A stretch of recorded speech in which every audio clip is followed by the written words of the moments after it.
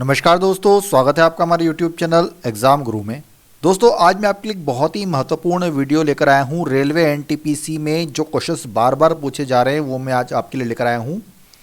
जो ही बच्चे जिन्होंने भी एनटीपीसी का फॉर्म भर रखा है उनके लिए बहुत ही महत्वपूर्ण है, क्योंकि आपके ये एनटीपीसी का जो स्टेज 2 होगा उसमें भी ये क्वेश्चन पूछे जाने की बहुत ज़्यादा संभावना है। साथ साथ जिन बच्चों का अभी तक स्टेज 1 का ही एग्ज़ाम नहीं हुआ है वो तो पूरा वीडियो जरूर देखिएगा। साथ साथ जिन बच्चों ने ग्रुप डी का फॉर्म भर रखा है, ध्यान से देखिए, ग्रुप डी का जिन्होंने फॉर्म भर रखा है आरआरबी रेलवे ग्रुप डी का, वो भी इस वीडियो को पूरा देखिए। 100% इसमें से क्वेश्चंस आने वाले हैं, ठीक है ना। बहुत ज़्यादा क्वेश्चंस रिपीट किए जाते हैं रेलवे में जिस प्रकार के, वही क्वेश्चन मैं आज आपको इस वीडियो में बताने वाला हूँ, इसलिए पूरा वीडियो शुरू से आखिर तक जरूर देखिए। बहुत ही महत्वपूर्ण है, स्टेज 2 के लिए भी काम आएगा एनटीपीसी में, साथ साथ रेलवे ग्रुप डी के लिए भी ये वीडियो बहुत ही महत्वपूर्ण है। तो चलिए वीडियो को फटाफट स्टार्ट करते हैं। सबसे पहले नंबर के प्रश्न को देखते हैं जो कि विज्ञान से है। बहुत ही महत्वपूर्ण प्रश्न है और बहुत ज़्यादा रिपीट भी किया जाता है। आरएनए का मुख्य कार्य क्या होता है? बताएंगे दोस्तों, आरएनए का मुख्य कार्य क्या होता है? तो दोस्तों बहुत ही महत्वपूर्ण प्रश्न है और बहुत ज़्यादा रिपीट किया जाता है ये। तो ऑप्शन नंबर डिस्कशन का बिल्कुल सही उत्तर जाएगा प्रोटीन संश्लेषण में सहायता करना, ठीक है ना।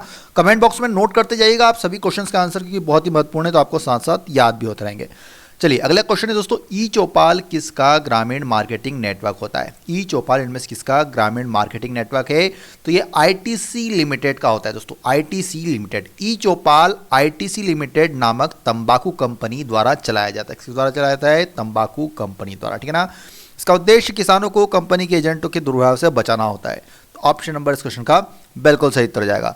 अगला प्रश्न देखिए दोस्तों, the Indian war of independence नामक पुस्तक किसने लिखी? वेरी इंपॉर्टेंट क्वेश्चन दोस्तों, पुस्तकों से संबंधित क्वेश्चन बहुत ज्यादा एग्जाम में पूछे जाते हैं। तो ऑप्शन नंबर डी इस क्वेश्चन का बिल्कुल सही उत्तर जाएगा Vinayak Damodar Savarkar. The Indian war of independence पुस्तक किसने लिखी है? विनय दामोदर सावरकर ने। अगला प्रश्न देखिए दोस्तों, सिंधु सभ्यता की क्या विशेषता रही है? वेरी इंपॉर्टेंट क्वेश्चन है दोस्तों। अगर आपको हमारा ये वीडियो अच्छा लग रहा है तो प्लीज़ वीडियो को एक लाइक कीजिए, फटाफट सपोर्ट कीजिए, ठीक है ना। बहुत ही महत्वपूर्ण आपके लिए क्वेश्चंस लेकर आए हैं जो रेलवे के लिए। तो नोट कीजिएगा दोस्तों, option number is right answer विशाल स्नानागार। सिंधु सभ्यता की क्या विशेषता रही है? विशाल स्नानागार। नेक्स्ट क्वेश्चन देखिए दोस्तों, ऊष्मा विकिरणों की गति होती है, ऊष्मा विकिरणों की गति होती है तो ये प्रकाश के बराबर होती है। किसके बराबर होती है? प्रकाश के बराबर होती है। अगला प्रश्न देखिए दोस्तों, घरेलू रेफ्रिजरेटरों में प्रयोग किए जाने वाला तत्व इनमें से कौन सा होता है? तो जो आपके घरों में फ्रिज होते हैं उनमें कौन सी गैस प्रयोग की जाती है? तो ये फ्रियॉन गैस का प्रयोग किया जाता है दोस्तों। ऑप्शन में right answer freon gas. Next question देखिए दोस्तों, मानस नदी किसकी सहायक नदी है? तो नोट कीजिएगा दोस्तों, option number is right answer Brahmaputra की सहायक नदी। मानस नदी असम और भूटान में बहती है। अगर इसकी कुल लंबाई की बात की जाए तो 376 किलोमीटर है कुल लंबाई, ठीक है ना। कहाँ पर बहती है ये? असम और भूटान में। नेक्स्ट क्वेश्चन देखिए दोस्तों स्क्रीन पर, नेत्रों में लेंस पर पड़ने वाली किरणों का नियंत्रण होता है। नेत्रों में लेंस पर पड़ने वाली किरणों का नियंत्रण होता है तो ये आइरिस के द्वारा होता है। किसके द्वारा होता है? आइरिस के द्वारा। Option number B is right answer. अगला प्रश्न देखिए दोस्तों, साबुन बनाने के लिए कास्टिक सोडे को निम्नलिखित के साथ मिलाया जाता है। किसके साथ मिलाया जाता है? तो कि साबुन बनाने के लिए कास्टिक सोडे को अलसी मतलब लिंसिड के तेल के साथ मिलाया जाता है। VIMP क्वेश्चन है, ठीक है ना। जो आप साबुन यूज़ करते हैं घरों में उसमें क्या रहता है? कुल मिला के अलसी जो लिंसिड होता है उसका तेल होता है। चलिए अगला प्रश्न देखिए दोस्तों, पृथ्वी के पृष्ठ से पलायन वेग का मान किलोमीटर प्रति सेकंड में लगभग कितना है? तो देखिए पृथ्वी के पृष्ठ से पलायन वेग का मान होता है आपका 11.2 किलोमीटर पर सेकंड। वेरी इंपॉर्टेंट क्वेश्चन है विज्ञान का, ठीक है ना। बिल्कुल इस तरह के क्वेश्चन पूछे जाने हैं बार बार।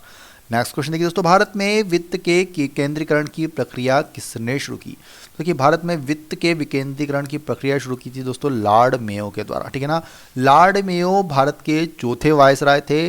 वे 12 जनवरी 1869 से 8 फरवरी 1872 तक भारत के वायसराय रहे थे, ठीक है ना। और उन्होंने वित्त विकेंद्रीकरण की व्यवस्था शुरू की थी और विदेश नीति में उन्होंने हस्तक्षेप न करने की नीति अपनाई थी, ठीक है ना। कब से कब तक थे ये?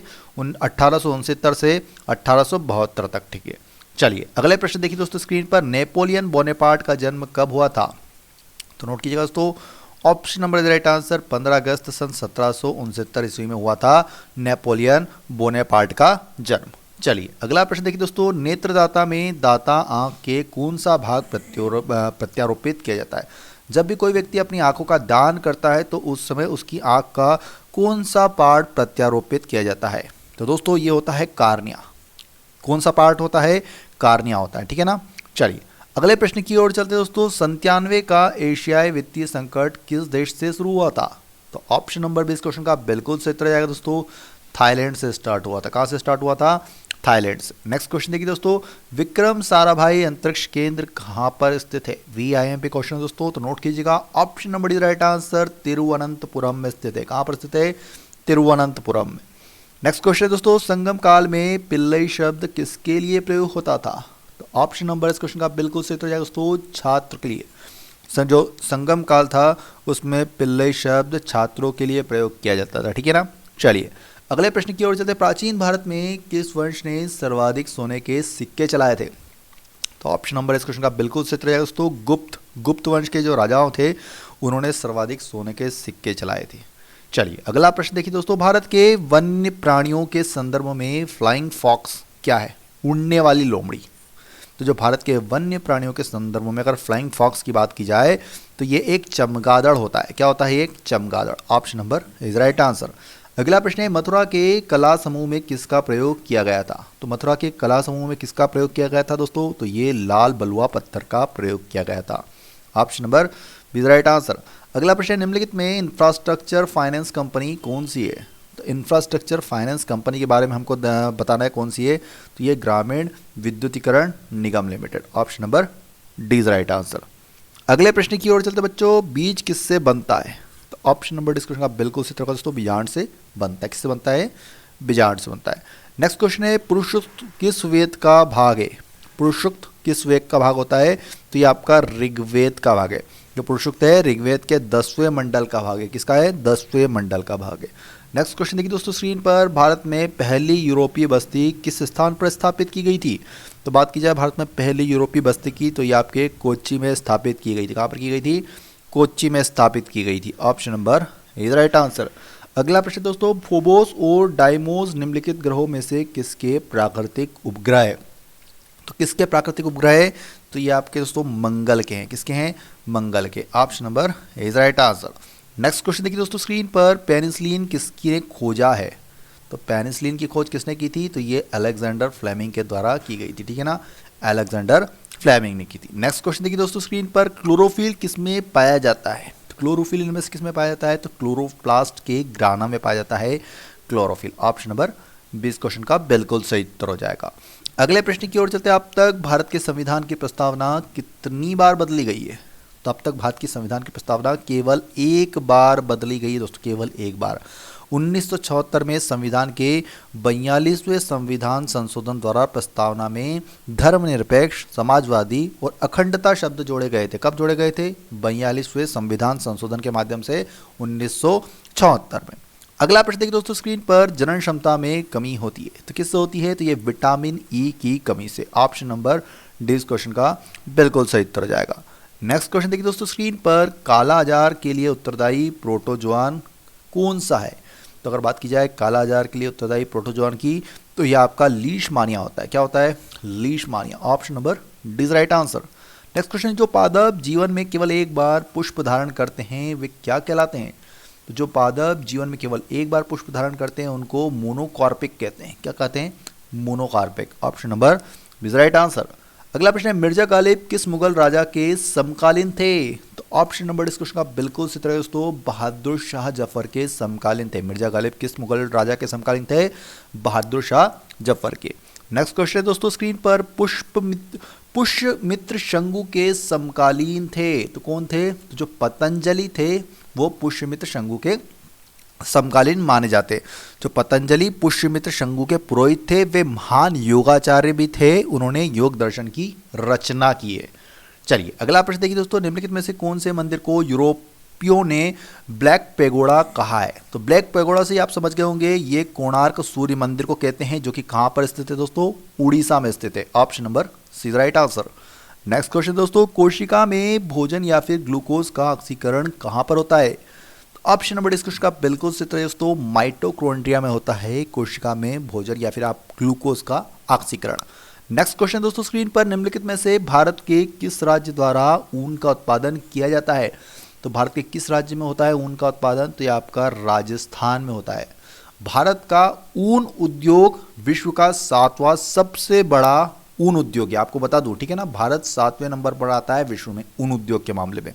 यहाँ विश्व के कुल ऊन उत्पादन का 1.8% उत्पादित किया जाता है। कितने परसेंट? लगभग लगभग 2% मान सकते हैं। भारत का योगदान विश्व में 2% है ऊन उत्पादन में, ठीक है। चलिए अगला प्रश्न देखते हैं दोस्तों। नष्ट हुआ बौद्ध स्तूप भामल कहाँ पर स्थित है? तो ये आपका पाकिस्तान में स्थित है, पाकिस्तान के हरिपुर में स्थित है, ठीक है ना। Option number B is right answer. अगला प्रश्न दोस्तों स्क्रीन पर, पतझड़ ऋतु में दिन और रात कब बराबर होते हैं? तो ये आपके 23 सितंबर, 21 मार्च और 23 सितंबर, ठीक ना। वर्ष में 2 बार दिन बराबर होते हैं। अगर बात की जाए पतझड़ ऋतु में, तो पतझड़ ऋतु में 23 सितंबर को दिन और रात बराबर होते हैं, और साल में 2 ही बार ऐसे होते हैं जब दिन और रात बराबर होते हैं, और एक 21 मार्च और एक 23 सितंबर। लेकिन पतझड़ पूछा था इसलिए 23 सितंबर इसका सही उत्तर हो जाएगा। अगला प्रश्न दोस्तों, विश्व हिंदी दिवस कब मनाया जाता है? वेरी इंपॉर्टेंट क्वेश्चन दोस्तों। कौन सा दिवस कब मनाया जाता है? तो ये आपका 14 सितंबर को विश्व हिंदी दिवस मनाया जाता है, ठीक है ना। Option number B is right answer. Hindi सप्ताह तो 14 से लेके 20 सितंबर तक रहता है हिंदी सप्ताह।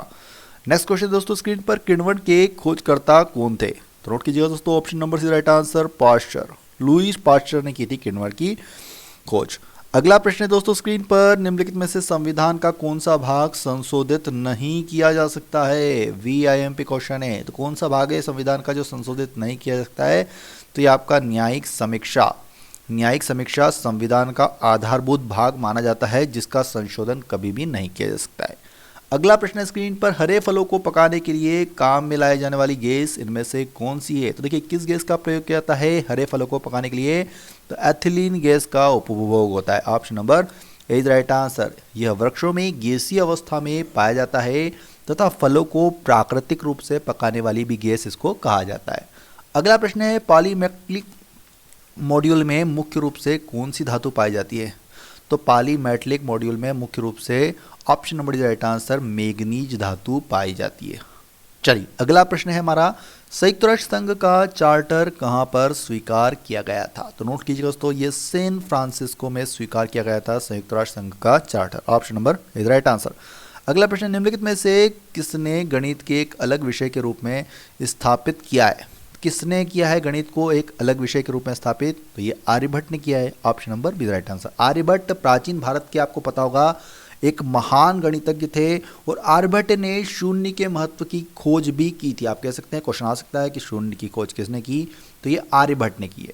आर्यभट्ट ने बीज गणित का भी आविष्कार किया है, बता दूं आपको, ठीक है ना। बहुत ही महत्वपूर्ण प्रश्न है। नेक्स्ट क्वेश्चन देखिए दोस्तों स्क्रीन पर, कपड़े धोने वाला सोडा क्या होता है? इंपॉर्टेंट क्वेश्चन है साइंस का। तो option number B right answer, जल योजित सोडियम कार्बोनेट बोलते हैं इसको। क्या बोलते हैं?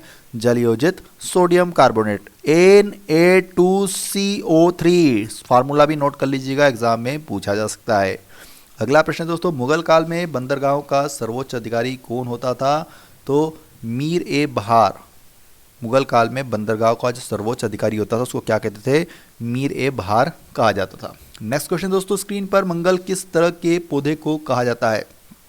तो मैंग्रोव पौधे को भारत में मंगल का पौधा भी कहते हैं, ठीक है ना। मंगल पौधे इनको कहा जाता है, मैंग्रोव पौधे को। अगला प्रश्न है, अशोक की माँ, पत्नी और बेटी कौन थी? देखिए आपको बताना है कि कौन कौन से नाम है अशोक की माँ, पत्नी और बेटी का। तो देखिए दोस्तों, शुभ्रदांगी उसकी माँ थी, महादेवी पत्नी और बेटी संघमित्रा। तो ऑप्शन नंबर 20 क्वेश्चन का बिल्कुल सही उत्तर जाएगा। नोट कर लीजिएगा, वीडियो को पॉज करके स्क्रीनशॉट भी ले लिए। इंपॉर्टेंट क्वेश्चन है, एक क्वेश्चन से आपके 3 क्वेश्चन कंप्लीट हो रहे हैं। अगला प्रश्न देखिए दोस्तों स्क्रीन पर, फिश मील का व्यापक प्रयोग किसके लिए किया जाता है? तो ऑप्शन नंबर राइट आंसर दोस्तों, जैविक खाद में प्रयोग किया जाता है फिश मील का। नेक्स्ट क्वेश्चन देखिए स्क्रीन पर दोस्तों, इंद्रप्रस्थ किस महाजनपद की राजधानी थी? तो इंद्रप्रस्थ किस महाजनपद की राजधानी थी? तो ये आपकी कुरु, कुरु महाजनपद की राजधानी थी Indraprastha. Option number is right answer. Next question दोस्तों, इनमें से किस समय काल में भारत रत्न पुरस्कार बंद किया गया था?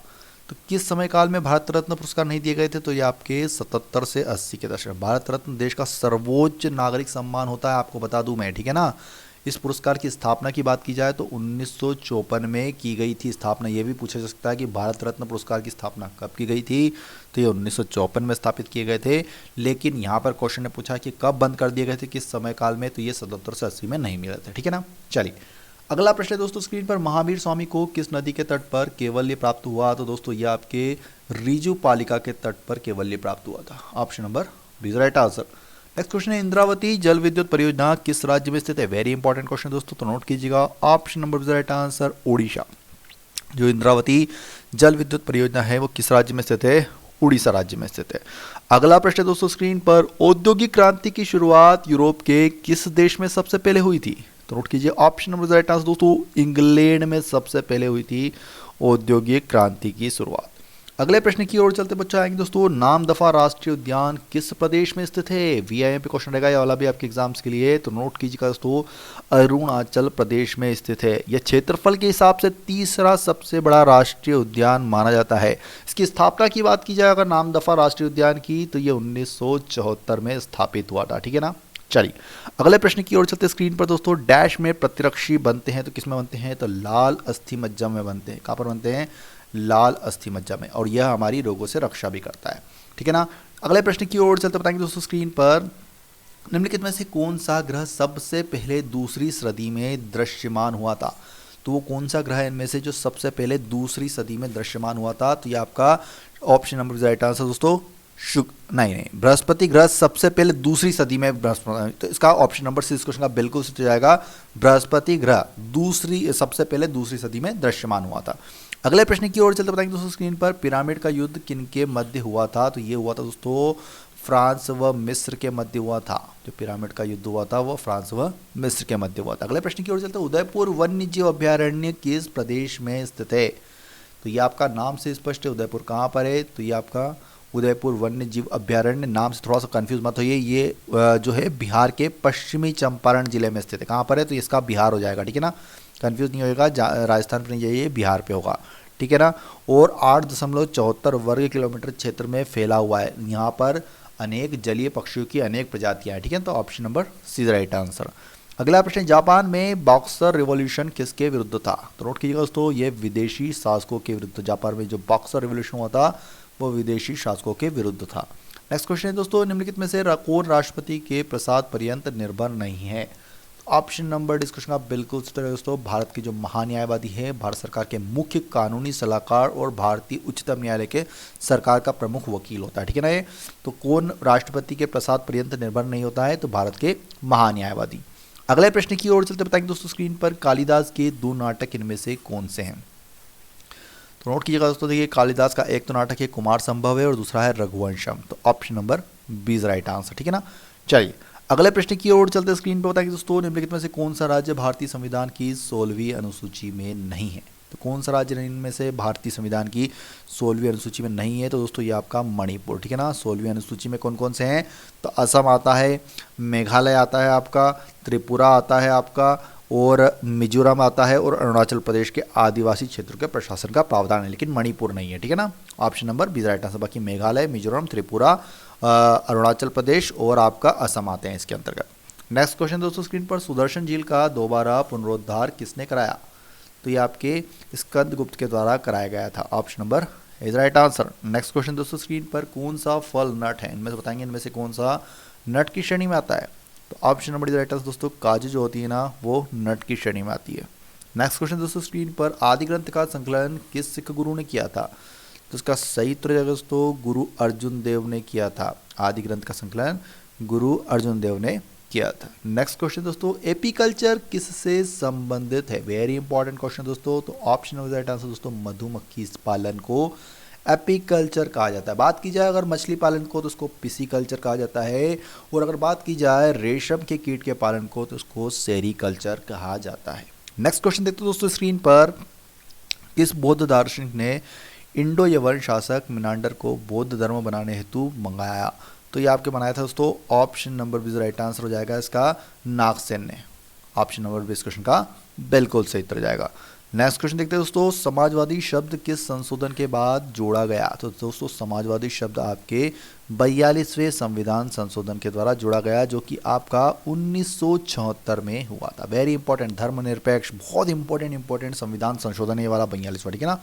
नेक्स्ट क्वेश्चन दोस्तों, 57 के विद्रोह का सर्वाधिक प्रभाव इनमें से किस राज्य में था। तो option number C right answer दोस्तों, अवध राज्य में माना जाता है। जो 1857 का विद्रोह के दौरान अवध आंदोलन का प्रमुख केंद्र था। अवध का अधिग्रहण भारत के गवर्नर जनरल लॉर्ड डलहौजी द्वारा सन 1856 में किया गया था, ठीक है ना। ऑप्शन नंबर सीधा राइट आंसर। नेक्स्ट क्वेश्चन है, राजस्थान का किशनगढ़ स्कूल किसके लिए प्रसिद्ध है? ऑप्शन राइट है दोस्तों, चित्रकला के लिए प्रसिद्ध है राजस्थान का किशनगढ़ स्कूल। ऑप्शन नंबर इस क्वेश्चन का बिल्कुल सही उत्तर है। नेक्स्ट क्वेश्चन, महाबलीपुरम में पल्लव के 5 एक चट्टानी में से सबसे बड़ा किसका है? तो दोस्तों धर्मराज का है। सबसे बड़ा किसका है? महाबलीपुरम पल्लव राजाओं की राजधानी भी थी, आपको पता होगा। यहाँ का रथ मंदिर वास्तुकला का एक प्रसिद्ध नमूना भी है, ठीक है ना। तो जो महाबलीपुरम में पल्लव के जो 5 एक चट्टानी में सबसे बड़ा किसका है? तो ये धर्मराज का है। नेक्स्ट क्वेश्चन दोस्तों, स्क्रीन पर भारत व दक्षिण एशिया का पहला महिला विश्वविद्यालय कौन सा है? तो ये दोस्तों आपका SNDT विश्वविद्यालय। ऑप्शन नंबर राइट आंसर कौन सा है? SNDT विश्वविद्यालय। इसकी स्थापना की बात की जाए तो ये 1916 में इसकी स्थापना की गई थी और यह भारत और दक्षिण एशिया का पहला विश्वविद्यालय है, ठीक है ना। चलिए दोस्तों अगला क्वेश्चन देखिए, माजुली विश्व का सबसे बड़ा नदी द्वीप भारत के किस राज्य में स्थित है? तो नोट कीजिएगा दोस्तों, option right answer Assam. Assam कहाँ पर स्थित है? माजुली नदी द्वीप ब्रह्मपुत्र में असम में स्थित है, ठीक है ना। और यह विश्व का सबसे बड़ा नदी द्वीप है। इसकी कुल क्षेत्रफल की बात की जाए तो 352 वर्ग किलोमीटर है। नेक्स्ट क्वेश्चन देखिए दोस्तों, स्क्रीन पर अशोक ने धम्म प्रसार करने के लिए कौन से अधिकारी रखे थे? तो अशोक ने धम्म प्रसार करने के लिए कौन से अधिकारी रखे थे? तो देखिए युक्ति भी रखे थे, प्रादेशिक भी रखे थे और आपके राजुक की भी रखे थे। ऑप्शन नंबर इस क्वेश्चन का उपयुक्त सभी हो जाएगा, ठीक है ना। धम्म मतलब होता है धर्म, इसको कहते हैं, ठीक है ना। युक्त, प्रादेशिक और राजुक के तीनों प्रकार के रखे थे उसने। अगला प्रश्न, भारत के स्थलाकृतिक मानचित्र किस संगठन के द्वारा बनाए जाते हैं? तो बात की जाए स्थलाकृतिक मानचित्रों की तो ये आपके बनाए जाते हैं भारतीय संरक्षण विभाग के द्वारा। इसकी स्थापना 1767 ईस्वी में की गई थी।